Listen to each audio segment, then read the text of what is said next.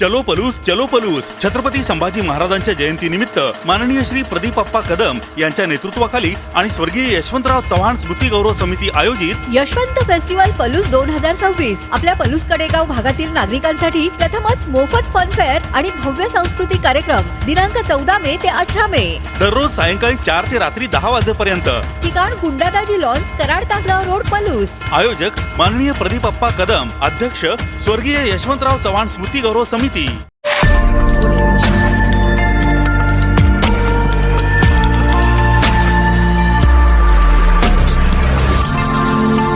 Canal खोडशी येथे आम्ही सर्वजण या ठिकाणी पाणी संघर्ष समितीचे पदाधिकारी आणि सर्व ग्रामस्थ या ठिकाणी आलेले आहे।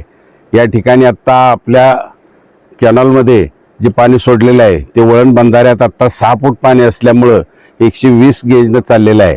अजून 1-2-3 फूट पाणी वाढल्याशिवाय ते प्रेशरने पाणी चालू होत नाही। कृष्णा कॅनॉलमध्ये कालपासून पाणी सोडलेलं आहे। आम्ही तो पाठपुरावा सतत करत आलेलो आहे। संघर्ष हा आपल्या जीवनाचा एक अविभाज्य घटकच आहे, त्यामुळे आम्ही त्यामध्ये काही माघार घेत नाही।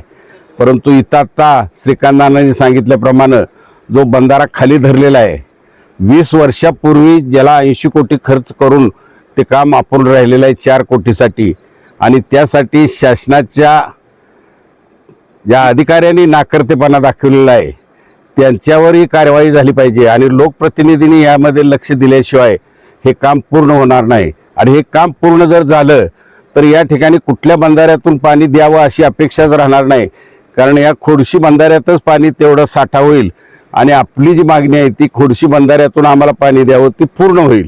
आणि इथं आत्ता गेजमध्ये पाणी एकदम कमी प्रमाणात चालू आहे, परंतु पाणी सोडलेलं असल्यामुळं ते थोड्या दिवसातच तिकडे येईल। वरून अजून प्रेशर सांगून आपण करून पाण्याचा फ्लो शेवटपर्यंत जाईपर्यंत त्याचा पाठपुरावा करत राहू।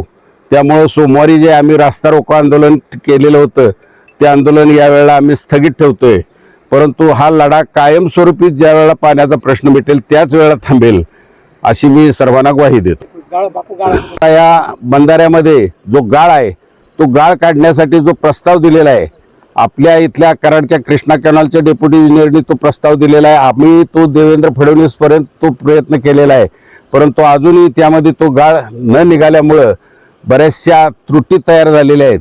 आणि या ठिकाणी आत्ताच एक 15 दिवसापूर्वी हायकोर्टाने निकाल असा दिलेला आहे की पूर्वी 270चा जरी निकाल दिलेला असला तरी आत्ता तो 3.5 TMC पाणी या ठिकाणी दिलं पाहिजे कृष्णा कॅनॉलला, आणि जमिनीचं क्षेत्रही वाढलेलं आहे आणि त्याचा उहापोह या निकालात आलेला आहे।